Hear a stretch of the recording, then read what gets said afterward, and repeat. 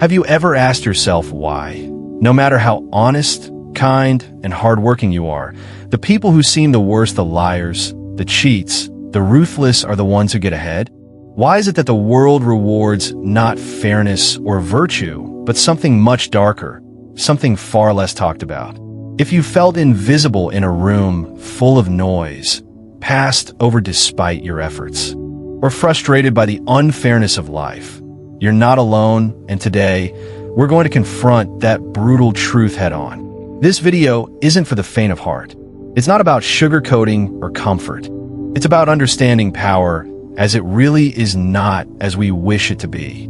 For centuries, thinkers like Niccolò Machiavelli have peeled back the veneer of idealism to reveal the battlefield beneath society's polite surface. And the truth is simple yet unsettling. Power doesn't reward kindness. It rewards understanding, presence, and action. You might have been told all your life that if you just stay humble, work hard, and play by the rules, the world will eventually notice you. But what if the rules you've been playing by aren't the real rules? What if the game is rigged in favor of those who don't care about playing fair? The reality is harsh. Power is taken, not given. Influence is built, not inherited. Leadership is claimed, not handed out. This video will peel back the layers of this hard truth and guide you through how to awaken the dormant power within you, the inner wolf that refuses to be tamed by weakness or fear. You'll learn why it's not enough to be good. You must also be prepared, strategic, and unyielding when necessary.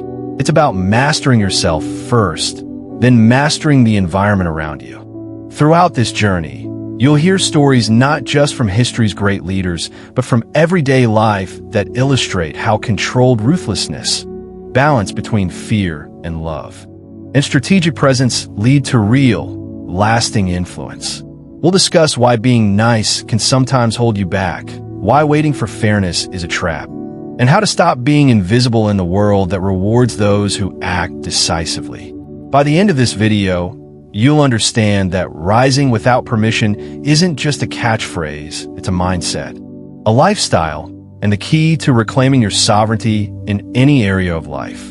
You'll be challenged to rethink what power means to you and how to build a legacy that lasts long after the noise fades. If this sounds like the kind of content you've been searching for, the kind of real talk that cuts through the fluff and helps you level up, then hit that like button right now. Don't forget to subscribe to the channel and ring the bell so you never miss the next deep dive into the truths that matter. Share this video with anyone you know who needs a wake-up call, because sometimes the hardest truths are the most liberating. And if you want to support the channel even more, consider dropping a super thanks or a donation. Every bit helps me keep creating content that challenges the status quo and empowers you to lead your own life, your way. Get ready to see power in a whole new light. This is not just knowledge, it's a call to action. So sit back, open your mind, and let's dive into the real truth about why the worst people seem to succeed and how you can rise beyond the rules they didn't tell you. Why do the worst people often seem to succeed while the good and honest are left behind? This is not just a question, it's a bitter reality that countless people face daily. You might have played by the rules, been kind, worked hard, stayed humble, and yet you find yourself ignored, passed over, or even exploited. Meanwhile, the liar, the cheat, or the ruthless competitor seems to move up effortlessly, grabbing promotions, influence, or attention. It feels unfair, and indeed it is. But this unfairness is not an accident or a flaw of the system. It is the system's nature. This harsh truth about life and power was understood centuries ago by Niccolò Machiavelli, a man who refused to romanticize the world or soften its edges. Instead, he saw the world for what it really is, not a classroom for good behavior, but a battlefield where only the prepared and the ruthless survive. From childhood, many of us are taught a very different story. We are told that if we are good, if we are honest, patient, kind, and hardworking, then success will follow. The world is painted as a fair place where virtue will be rewarded, where the rules are clear and justice prevails. This lesson is comforting and even necessary for society to function. But the problem is, this lesson is fundamentally naive. Life, especially when it comes to power and influence, does not operate on fairness or virtue. Instead, it operates on leverage, control, and sometimes on deception. Think about it for a moment. How many times have you seen someone who lies, cheats, or manipulates others climb the ladder faster? How often do the cowardly, those who avoid risks but seize opportunities to stab others in the back, end up crowned in their fields? This is an anecdotal or an occasional anomaly.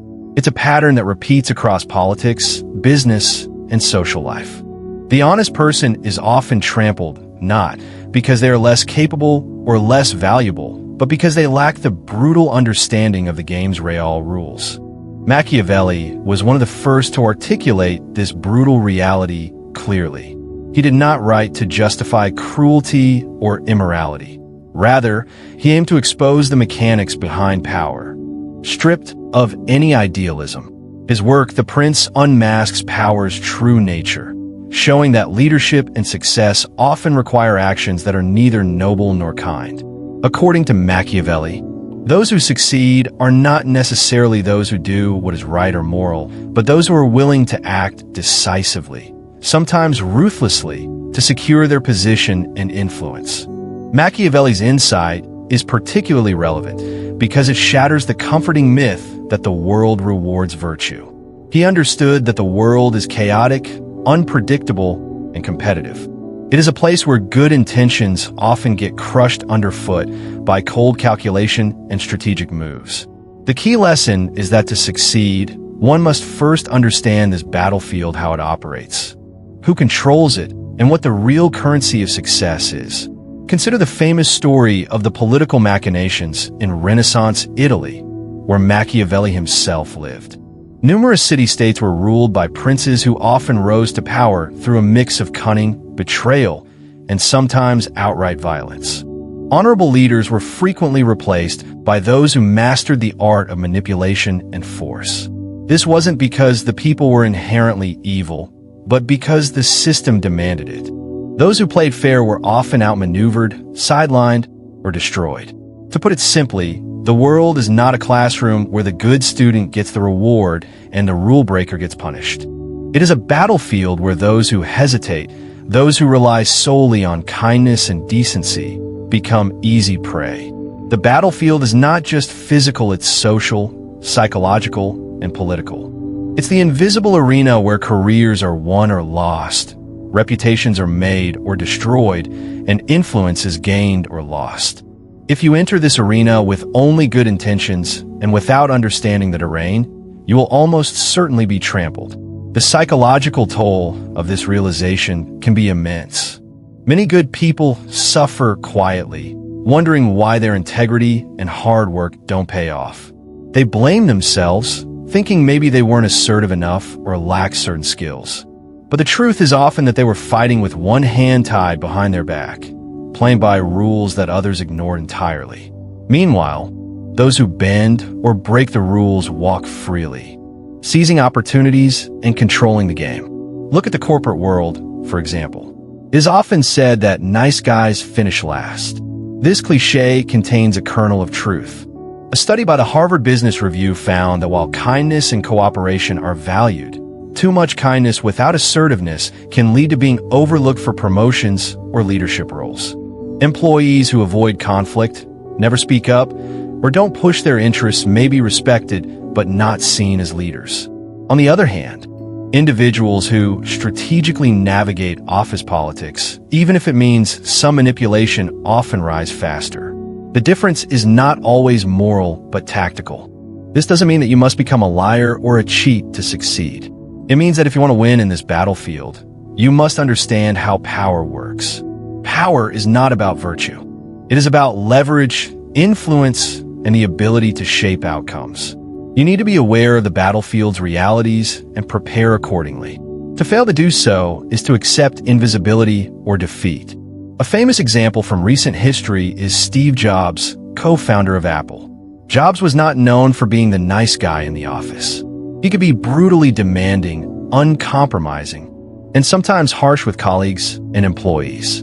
Yet, his clarity of vision, decisiveness, and willingness to confront difficult truths allowed him to build one of the most powerful companies in the world. Jobs understood that leadership often requires making tough decisions, not always popular ones. He mastered the art of presence and control in a way that few could match. Contrast this with countless talented, well-meaning professionals who quietly excel but never push beyond their comfort zones. Their goodness and politeness become a barrier to visibility and influence. In a world ruled by power dynamics, being invisible is often worse than being disliked. This leads to another important point Machiavelli makes. The world rewards those who act, not those who wait. Waiting for justice, for recognition, or for the right moment is often a trap. The right moment rarely comes on its own. Those who succeed create their own moments through decisive action. This is why the ruthless and cunning often appear to win effortlessly. They don't wait for the world to hand them opportunities. They take them. Of course, this is a difficult truth to accept because it conflicts with deep-seated moral values and cultural teachings. It requires a kind of awakening, a willingness to see the world as it is, not as we wish it to be. This awakening can be uncomfortable, but it is necessary for anyone who wants to avoid being trampled underfoot. The battle isn't just against others. It's against naivety and idealism that leave you vulnerable.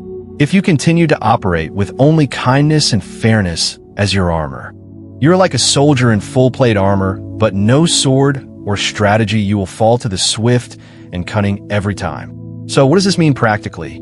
It means cultivating an understanding of power as a tool and a force, not as a corrupting evil. Machiavelli's greatest contribution was revealing that power itself is neutral. How it is wielded determines its moral value. Good people can wield power just as effectively as the bad if they understand its dynamics. This is the first and most crucial step. Stop believing the world is a classroom where being good guarantees success. Instead, recognize that it is a battlefield requiring vigilance, strategy, and sometimes tough decisions. Goodness must be paired with wisdom, strength, and the readiness to act. If you can internalize this, you will no longer be the good person left behind. You will become someone who understands the rules of the game, who does not wait for permission, and who knows that success belongs to those who act with clarity and purpose. Ultimately, Machiavelli's lesson is not a call to abandon morality, but a call to sharpen your eyes and your will. The harsh truth is that the world favors those who fight smart and fast, not necessarily those who fight fair. And if you want to win in this ruthless world, you must learn to fight accordingly.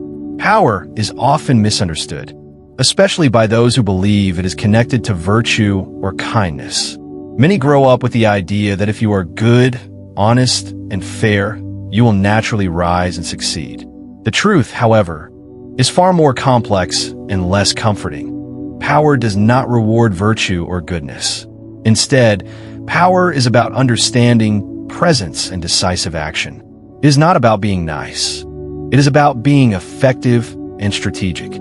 This fundamental distinction separates those who wield influence from those who remain powerless, no matter how kind or talented they may be. At its core, power is a practical force. It is the ability to shape outcomes, influence others, and create momentum. To have power means to hold some form of leverage, a tool, or advantage that compels others to listen, follow, or defer. Virtue alone does not create leverage. A person can be the most honest, patient, and good-hearted individual and still lack power if they do not understand how to navigate social, professional, or political dynamics. Without that understanding, kindness becomes a liability rather than an asset. This distinction is not merely theoretical. It plays out every day in workplaces, communities, and relationships. Consider the example of someone like Tom, a highly skilled and talented employee who always does his job well, helps others, and avoids office politics. Tom believes that his hard work and good nature will naturally earn him respect and promotions. Meanwhile, Sarah, a less technically gifted but highly politically savvy co-worker, actively networks, speaks up in meetings, and subtly maneuvers to position herself for advancement. Sarah understands how to build leverage through alliances, visibility, and timing, while Tom remains invisible, waiting for recognition that never comes. In this scenario, Sarah's presence and influence translate into power, while Tom's virtue does not. Presence itself is a form of power. It is not about loudness or arrogance, but about the subtle ability to command attention and respect. People with presence have a certain gravity. Their confidence and clarity make others take notice. Presence can be cultivated through body language, communication skills, and emotional intelligence. More importantly, presence stems from a deep understanding of the environment and one's own strengths and weaknesses within it. This self-awareness allows a person to act decisively and with purpose, which in turn influences others. Leverage, the key to power, is built from presence and understanding. It is the ability to create or exploit a position of advantage. Without leverage, even the most talented individuals are often ignored or sidelined. Leverage can come from various sources: knowledge, relationships, reputation, or control over resources. For example, a manager who controls the budget wields more power than one who does not, regardless of their character. Similarly, someone who has built strong alliances within an organization can mobilize support and influence decisions, while an isolated but competent worker struggles to make their voice heard. This is why so many good people find themselves overlooked or underappreciated. They often lack leverage because they have been conditioned to avoid conflict, to play by rules that others disregard, or to remain in the shadows. Their kindness or honesty sometimes makes them vulnerable to exploitation or dismissal. They do not build the necessary networks or fail to assert their interests, thinking that their work alone should speak for itself. But in reality, work is rarely enough. Power requires active cultivation, not passive hope. A classic and relatable example of this dynamic is seen in the story of nice guys finish last in romantic relationships. The nice guy might be caring, supportive, and loyal, but lacks the assertiveness and confidence that attract attention and respect.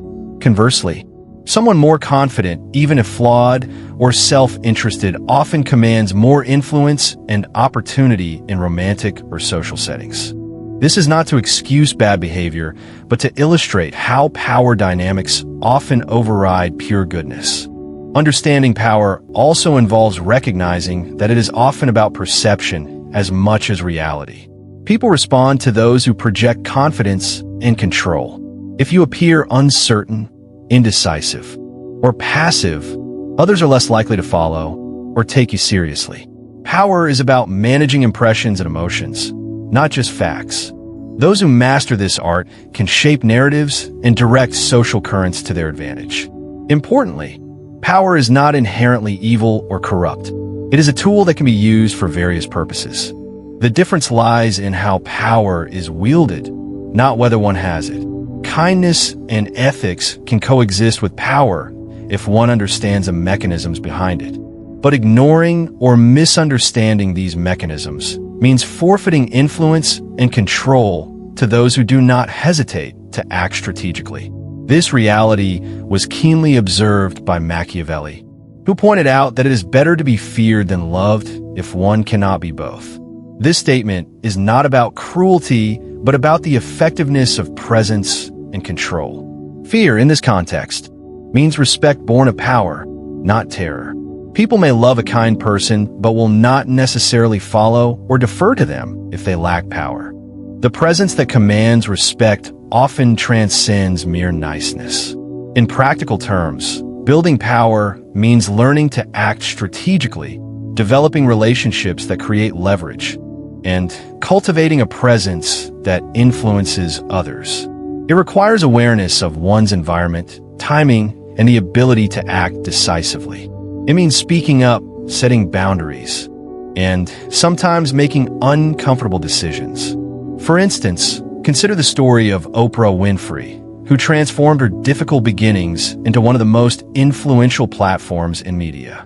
Oprah's power did not come just from her kindness or empathy, but from her deep understanding of her audience, her clear vision, and her ability to project presence and authority.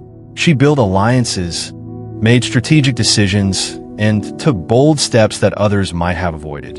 Her power rests on a foundation of wisdom and action, not merely goodwill. On the flip side, many talented individuals remain unnoticed because they fail to engage in this strategic game. Their work ethic and honesty do not translate into influence if they lack leverage. Without understanding power, they remain passive, hoping their virtue will be enough, a hope that often leads to frustration and stagnation. The takeaway is that power is not about being nice. It is about being smart, aware, and proactive. It requires understanding the terrain of influence, knowing when to push and when to hold back, and cultivating a presence that makes others take notice. Kindness and morality can play a role, but are insufficient alone. To succeed, one must wield power wisely and deliberately. Ultimately, those who grasp this truth are better equipped to navigate social, professional, and political landscapes.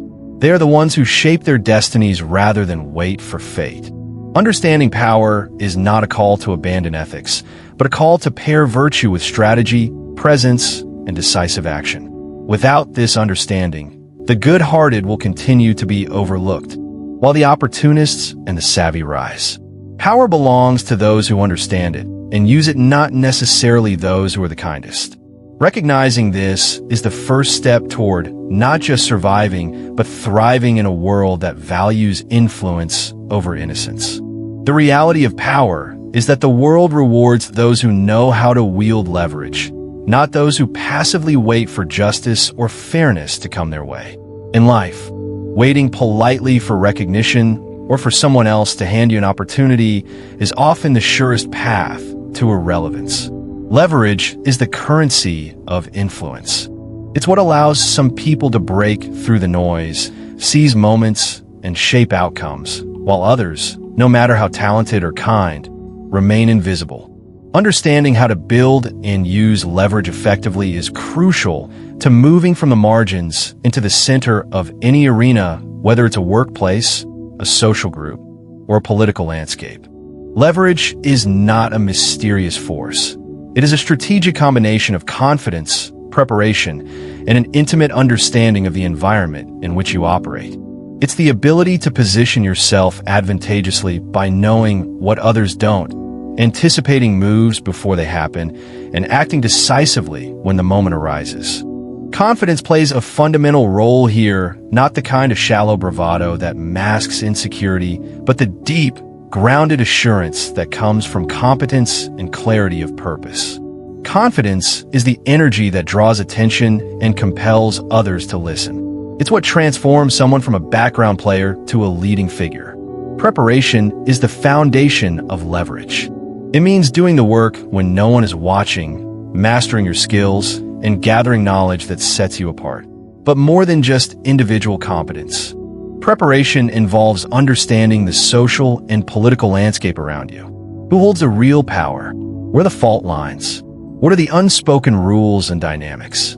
This awareness allows you to act not just with force, but with precision. You don't just move, you move strategically. Consider the difference between two coworkers, both competent, but only one is promoted. Lisa is skilled and friendly, but waits quietly for her chance, hoping that hard work alone will get her noticed. Jake, on the other hand, is equally skilled, but more assertive. He networks, makes his contributions visible, and knows when to push his agenda. When an important project comes up, Jake volunteers, positioning himself as a key player. His presence and decisiveness create leverage, making him indispensable. Lisa, despite her talent, remains on the sidelines, overlooked. Jake's leverage comes from his combination of preparation, awareness, and bold action. Leverage also means controlling resources or information that others value.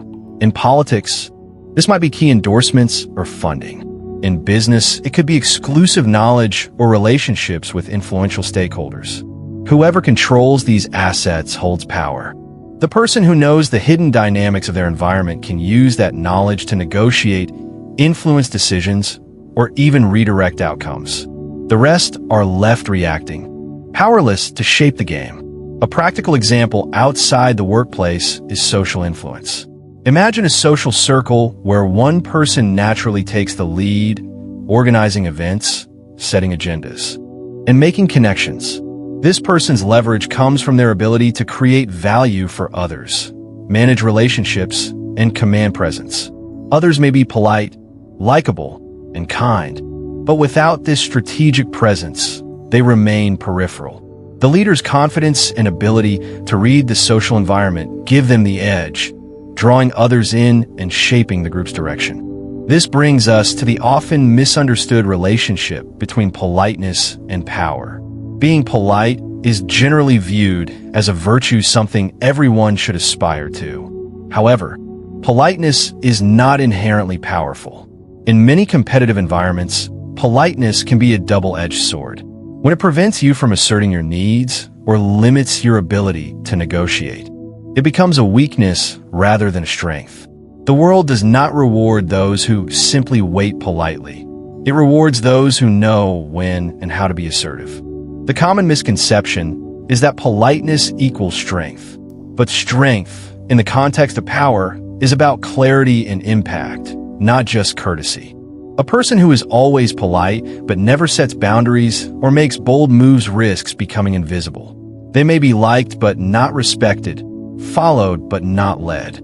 Power requires a balance. You can be courteous without being passive. You can be respectful without being timid.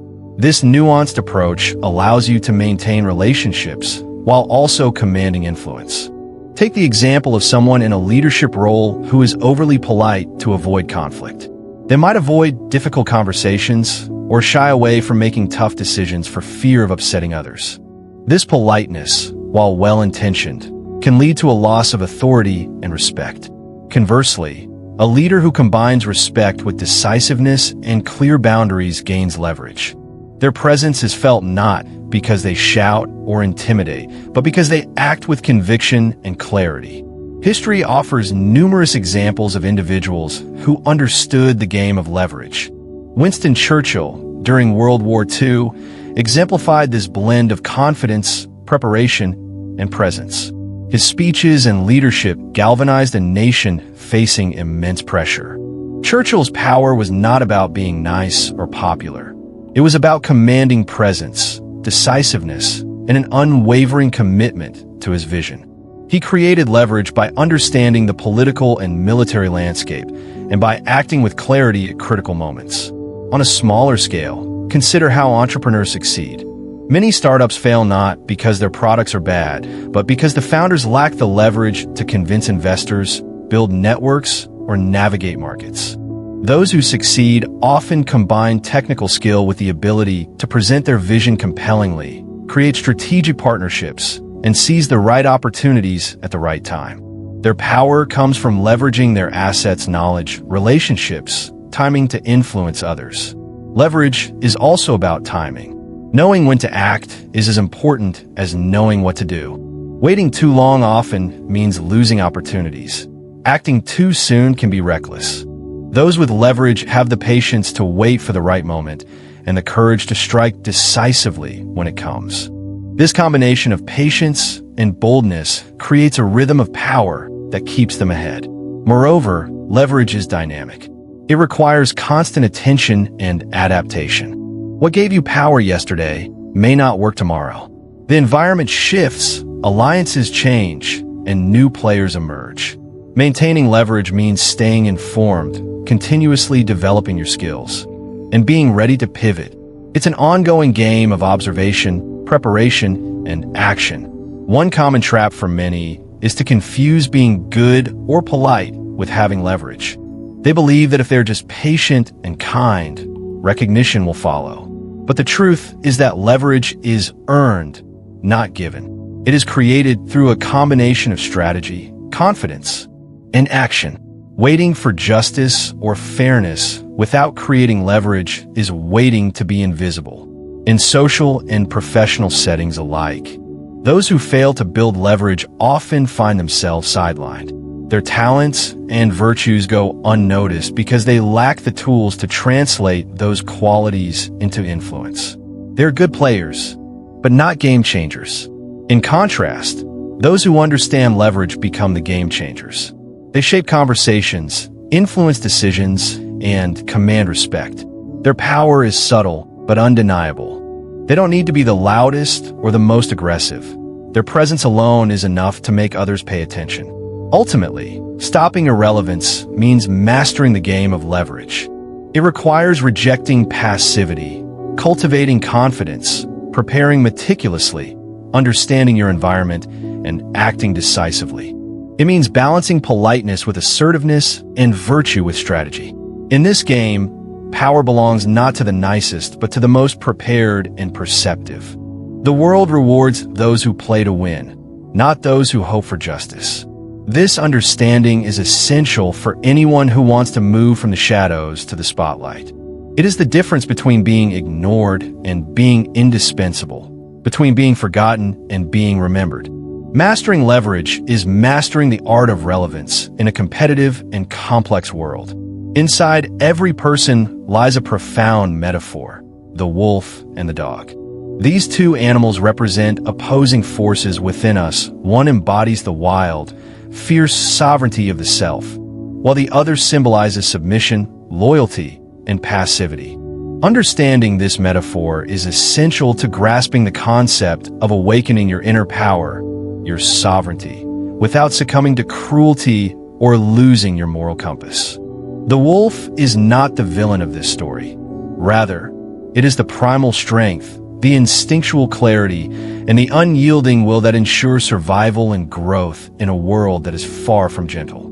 The dog, meanwhile, represents conditioned obedience, a life lived under control and constraint, waiting for scraps from others while hiding its true potential. This internal struggle between wolf and dog is not about turning into a monster. It's about reclaiming the part of you that has been subdued or ignored. It's about awakening the dormant power that resides in your core, a power rooted in self-control, resilience, and assertiveness. The wolf is not inherently cruel. It is fiercely protective, intelligent, and strategic.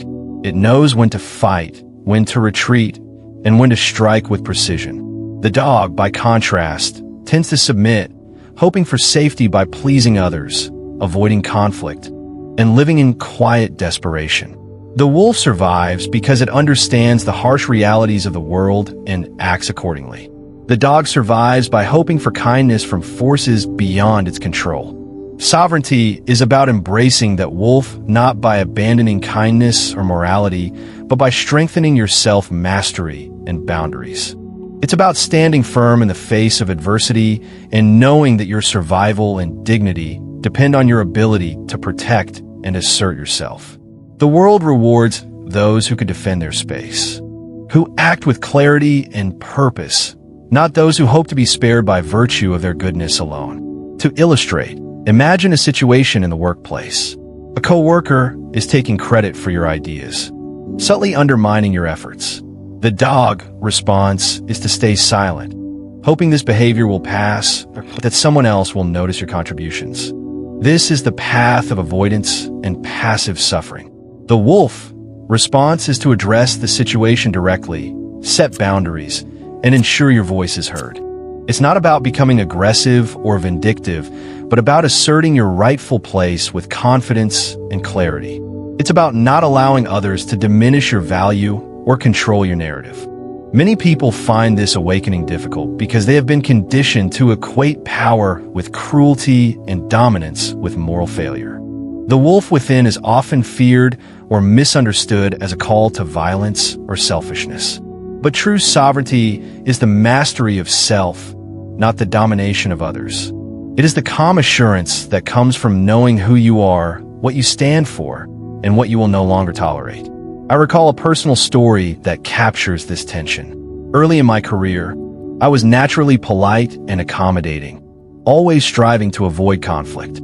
I believed that as long as I was good and hardworking, success would follow. But I repeatedly found myself overlooked, taken for granted, and even walked over. It was as if I was invisible, playing the role of the loyal dog, waiting for scraps of recognition. Over time, I realized this approach was not sustainable. I began to listen to the wolf inside the part of me that was tired of being sidelined and ready to claim its space. I started setting clear boundaries, speaking up when necessary, and taking ownership of my contributions. I didn't become cruel. I became assertive and self-respecting. That shift changed everything. Doors opened, respect followed, and I felt a newfound sense of sovereignty.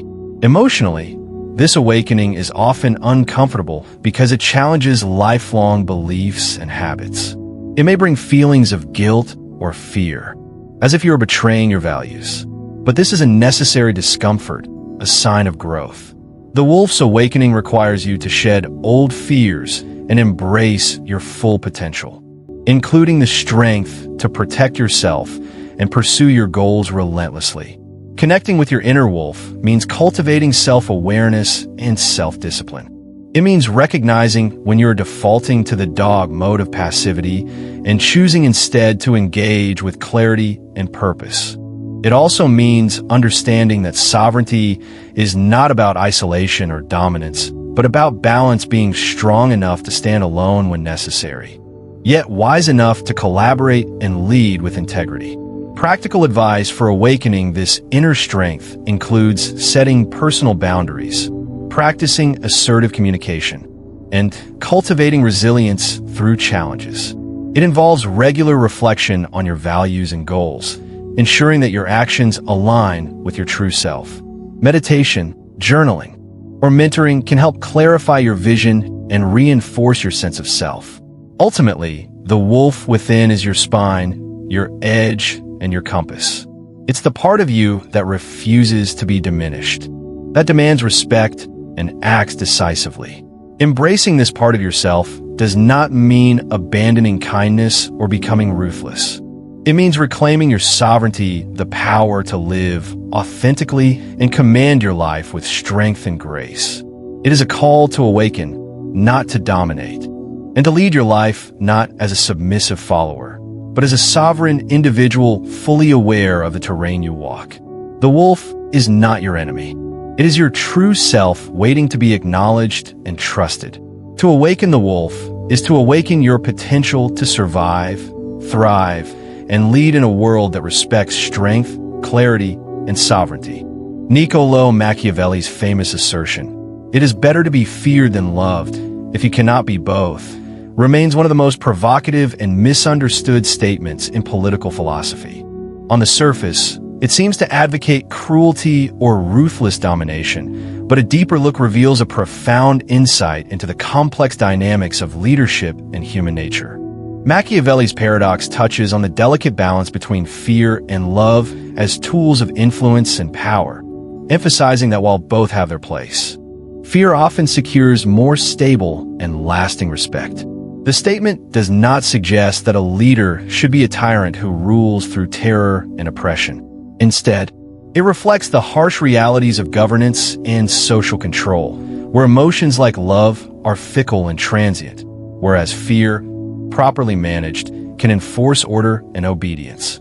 Love, while desirable, is unreliable. It depends on circumstances, moods, and personal interests that can shift or fade over time.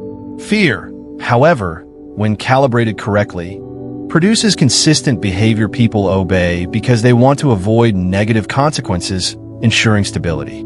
Machiavelli was not endorsing cruelty for cruelty's sake. Rather, he was recognizing that a leader who seeks only to be loved risks being seen as weak or indecisive, opening the door to dissent or rebellion. Love can waver like the wind, but fear, if balanced with fairness and justice, commands lasting respect. This respect is not born out of hatred, but from acknowledgement of power and the consequences of defiance. In this way, fear becomes a practical and necessary component of effective leadership. Leaders who understand this paradox govern not as tyrants, but as sovereigns who balance authority with humanity. They know that ruling by fear alone through brutality or capricious punishment leads to resentment and eventual uprising. Conversely, leaders who rely solely on affection may lose control when challenges arise.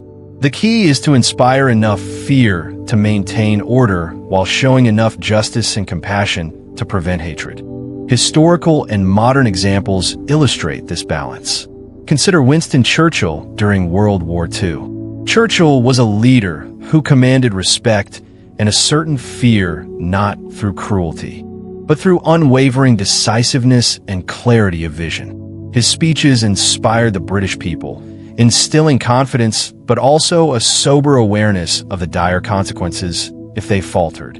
People respected and followed him not just because they admired him, but because they understood the gravity of his leadership. Churchill balanced toughness with empathy, showing care for his nation's suffering while remaining firm against defeat. This combination earned him enduring respect and loyalty. In the corporate world, a similar dynamic exists. Effective CEOs often walk this tightrope between being approachable and being authoritative. They foster loyalty by caring for their employees, but do not hesitate to make tough decisions that might instill a degree of fear of failure, of accountability, or of consequences for poor performance. This fear is not about intimidation, but about standards and expectations. Such leaders are respected because they are fair but firm, compassionate but unyielding when necessary. The paradox also highlights a critical truth about human behavior. People are motivated by a mixture of emotions and incentives. Love can motivate, but it is often unreliable as a sole basis for leadership or influence. Fear, when rightly applied, provides a clearer signal about boundaries and consequences. It is an anchor for behavior. However, fear alone without any positive regard or justice devolves into tyranny, which is ultimately unsustainable. In many ways, this paradox is about control and stability. Leaders must manage the delicate balance of maintaining authority without alienating their followers. Those who understand this balance wield power effectively and endure. Those who fail often fall into extremes, either being loved but powerless or feared but hated. It is also important to note that fear and love are not mutually exclusive. The best leaders cultivate both. They inspire loyalty and affection by showing genuine concern and integrity, while simultaneously commanding respect through strength and consistency. This blend creates a resilient leadership style that can weather challenges and maintain unity. On a personal level, understanding this balance can improve how we lead in everyday situations. Whether managing a team, guiding a family, or influencing peers, recognizing when to invoke empathy and when to enforce boundaries is crucial. Leadership is not about popularity contests, but about guiding behavior and outcomes effectively. Ultimately, Machiavelli's paradox challenges us to rethink common assumptions about power and leadership. It asks us to accept that while love is valuable, it alone is insufficient to sustain authority and respect. Fear, tempered with fairness and humanity, is a powerful tool that fosters stability and long-term influence. The leaders who master this balance are those who leave lasting legacies of respect, not just fleeting affection or fear. True power is often misunderstood as raw aggression or uncontrolled cruelty. But there is a critical difference between controlled ruthlessness and unrestrained malice. Controlled ruthlessness is not about being vicious for its own sake, nor is it about indiscriminate harm. Instead, it is a disciplined, strategic form of strength, one that combines emotional regulation, precise communication, and perfect timing.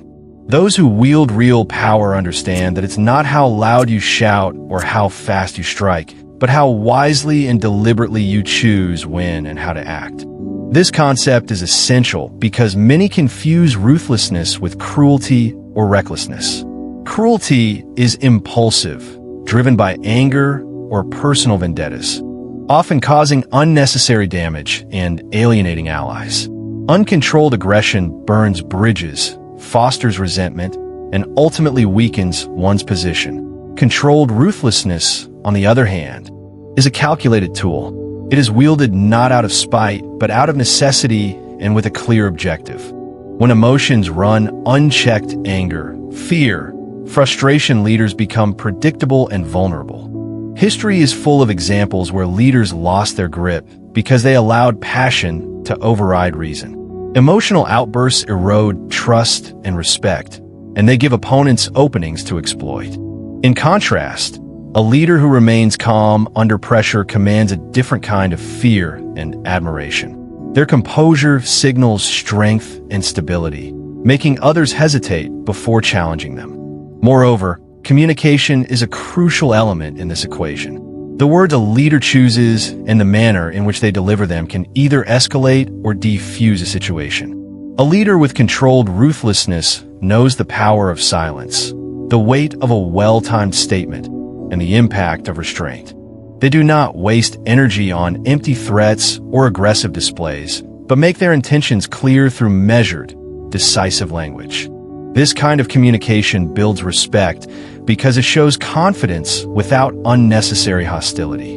Timing is perhaps the most vital aspect of controlled ruthlessness. Acting too soon can expose vulnerabilities and lead to premature conflict, while acting too late can mean missed opportunities or allowing threats to grow unchecked. The smartest leaders are patient, observing the environment and waiting for the precise moment when their action will have maximum effect. This patience is not weakness. It is strategic strength. It's the difference between a reckless blow and a surgical strike. History offers countless lessons on the power of controlled ruthlessness. Take Abraham Lincoln during the American Civil War. He faced immense pressure and criticism, but maintained a disciplined approach. Lincoln did not lash out at his opponents. Instead, he carefully weighed his decisions and communicated with a steady hand. His ability to control his emotions, choose his battles wisely, and act decisively when the moment demanded it helped preserve the Union and reshape a nation. His leadership exemplifies calm but dangerous, a presence that commands respect through measured strength rather than brute force. In business, this principle is equally relevant. Successful CEOs and entrepreneurs often exhibit controlled ruthlessness. They make tough decisions like layoffs, restructuring, or product pivots not out of cruelty, but out of necessity for survival and growth. They control their emotions during crises, communicate clearly with stakeholders, and strike decisively to capitalize on market shifts. Steve Jobs, for example, was known for his demanding nature, but also for his strategic vision and timing. He didn't act impulsively. He waited for the right moment to launch products or make company moves, ensuring impact and success. Controlled ruthlessness also involves knowing when not to act. Sometimes the most powerful move is restraint, allowing conflicts to cool, watching opponents falter, or letting situations resolve themselves. This patience distinguishes a leader who is truly in control from one who reacts out of fear or ego. The ability to hold back until the moment is ripe reflects immense inner discipline and confidence.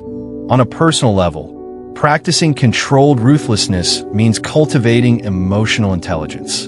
It means recognizing triggers and learning to respond rather than react. It requires training yourself to speak with intention, to pause before acting, and to assess the broader consequences of your decisions. This level of discipline transforms not just leaders, but anyone seeking to wield influence effectively. In everyday life, controlled ruthlessness can mean standing firm in negotiations without burning bridges, addressing conflicts without personal attacks, or pursuing goals with relentless focus while maintaining respect for others. It is the balance of strength and wisdom, force and strategy, courage and patience. In essence, controlled ruthlessness is the backbone of sustainable power. It is what allows a person to remain formidable without becoming despised, to lead without losing control, and to win battles without sacrificing long-term goals. It teaches that power is not about domination through brute force, but mastery through discipline. This principle challenges the common misconception that power requires aggression or cruelty. Instead, it reveals that the strongest leaders are those who are calm, calculated, and deadly precise. They don't explode in fits of rage or chase every slight. They bide their time, gather their strength, and strike when the moment is right. This is the discipline behind true power, the ability to be ruthless on your terms, not on impulse. To embrace controlled ruthlessness is to accept that power requires hard choices and the courage to make them wisely. It demands emotional mastery, strategic communication, and impeccable timing. It is not a call to become heartless, but an invitation to become strong, focused, and intentional. Those who master this art find themselves not only respected and feared, but ultimately effective in shaping their world. The lesson is clear. Power without discipline is chaos. Discipline without power is impotence. Controlled ruthlessness unites these forces, forging leaders who are not just strong but wise, not just forceful but precise, and not just dangerous but controlled. It is this balance that defines true authority and lasting influence. True power transcends the fleeting glow of fame or the hollow accolades of titles. It is not measured by the number of headlines one makes or the size of trophy shelf, but rather by the lasting influence and quiet respect that endure long after the spotlight fades. Real power leaves a legacy not in noise or spectacle, but in the steady, unshakable presence that shapes the lives and minds of others over time. This legacy is the invisible gravity that pulls people toward values, ideas, and standards that a person embodied and passed on. Legacy is often misunderstood as something grand and public, something etched in monuments or loudly proclaimed in history books. But the most profound legacies are frequently humble, subtle, and deeply personal. They are found in the habits, lessons, and influence that ripple through communities and families, often without fanfare or recognition. These legacies don't shout. They persist quietly, shaping character and culture with the steady hand of consistency.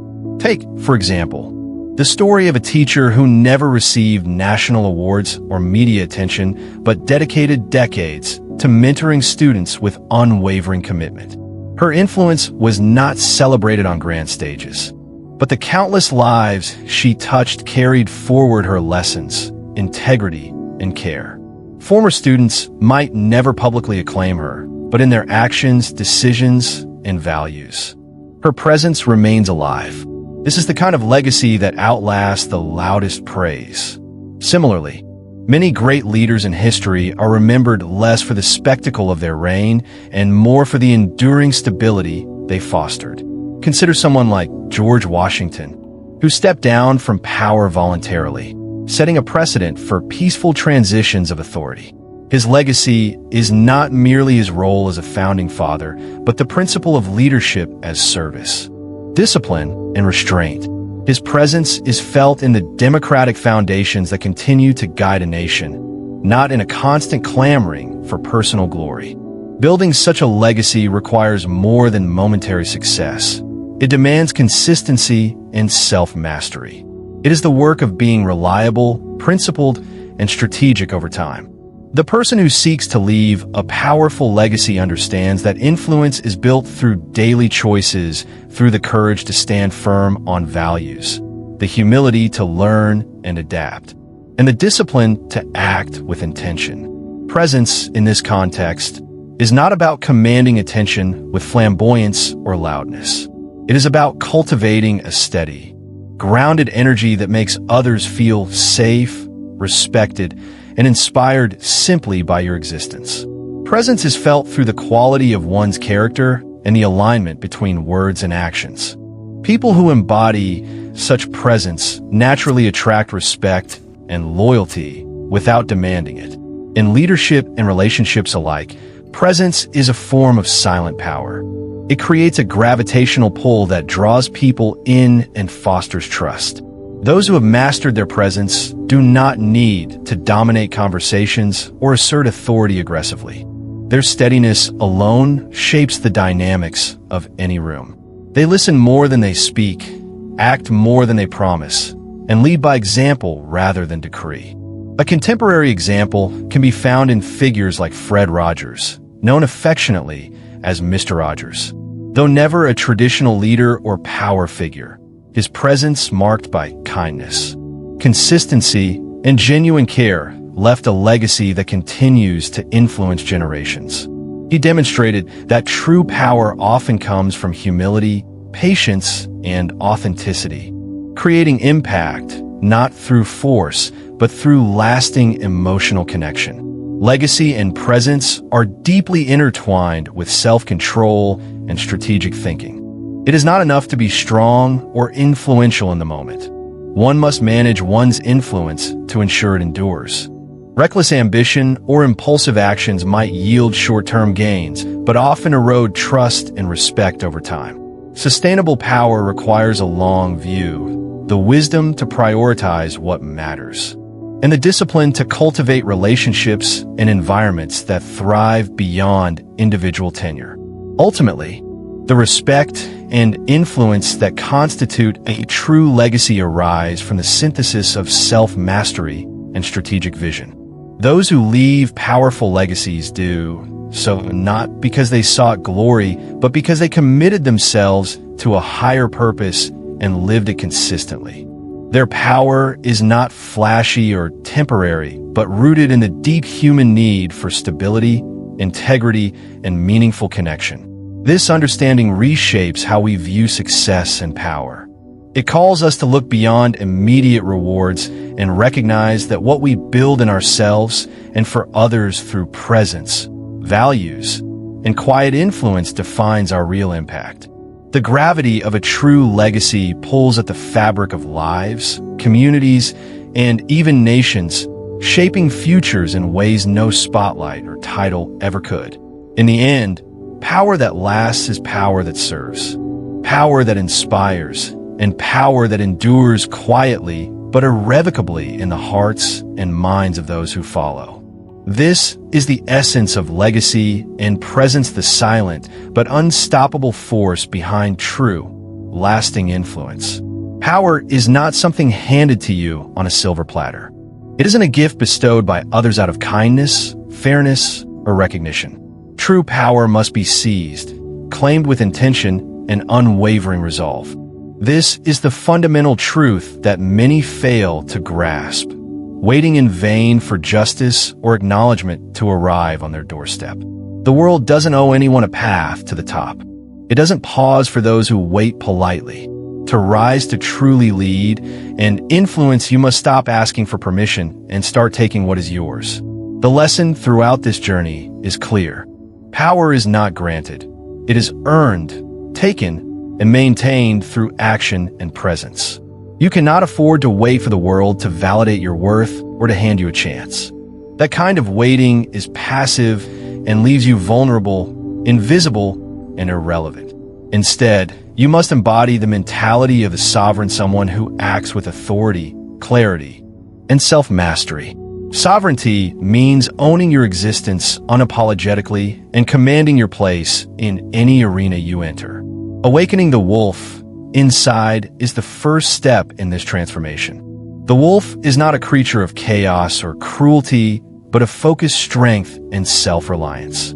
It is the instinct to protect what is yours, to assert your boundaries, and to move decisively when opportunity or threat appears.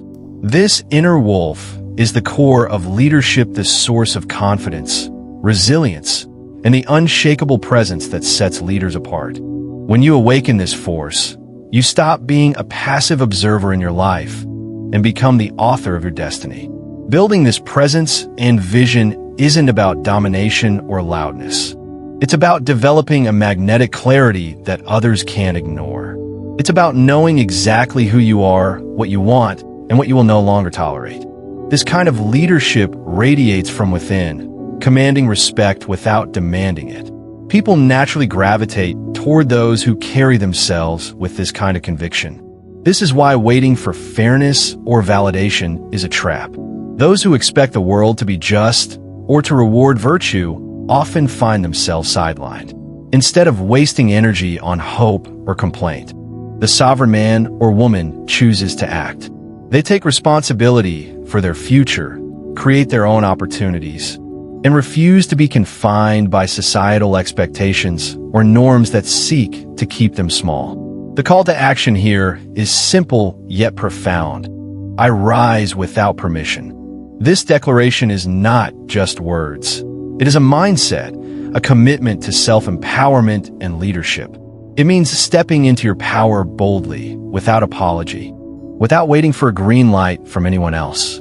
It is about moving forward with conviction, ready to face resistance and overcome obstacles because you understand that sovereignty is earned through courage and persistence.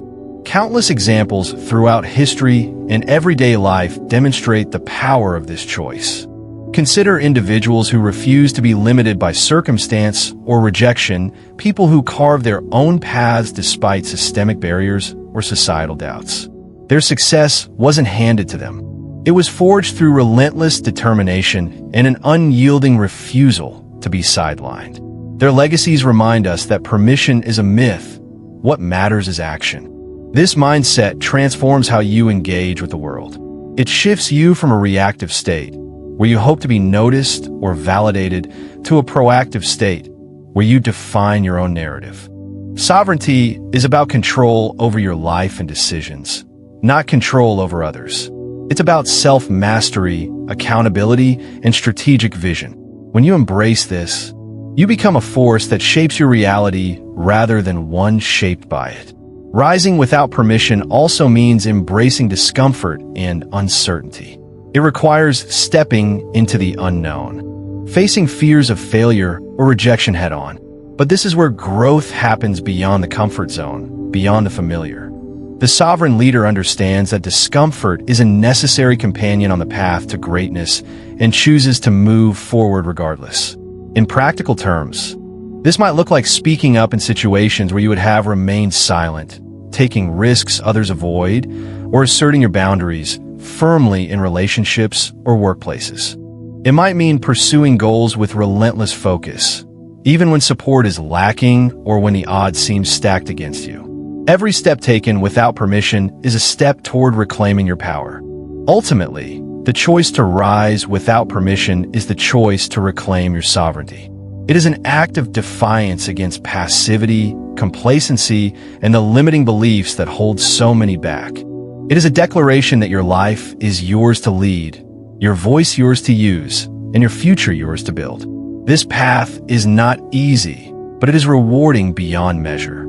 It leads to a life defined not by the approval of others, but by your own standards, courage, and vision. The man or woman who rises without permission is not just surviving. They are leading, creating, and leaving a legacy that will outlast fleeting trends and opinions.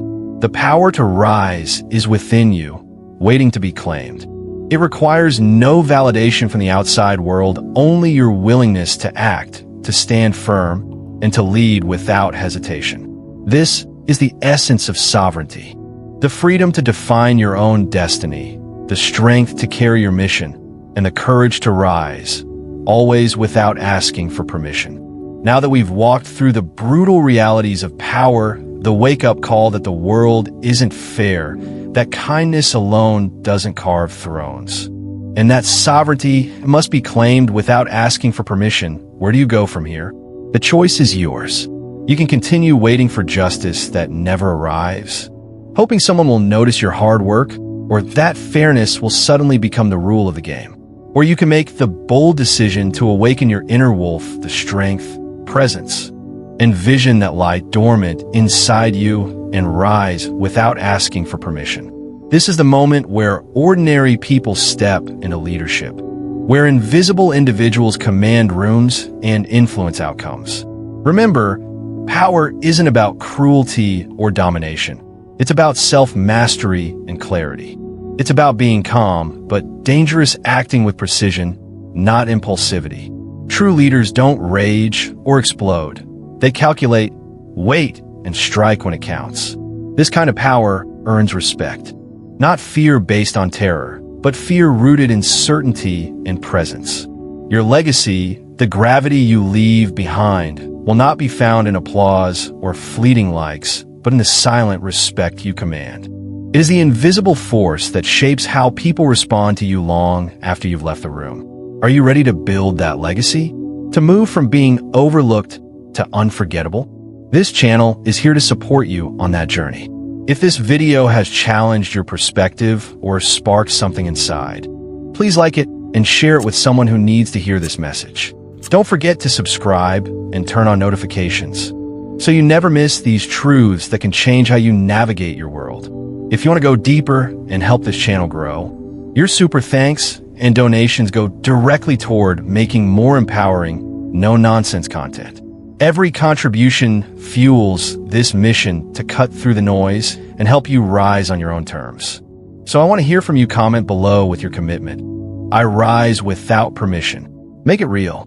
Make it a promise to yourself that from this moment forward, you will stop waiting, stop hoping, and start owning your power unapologetically. This is more than a video.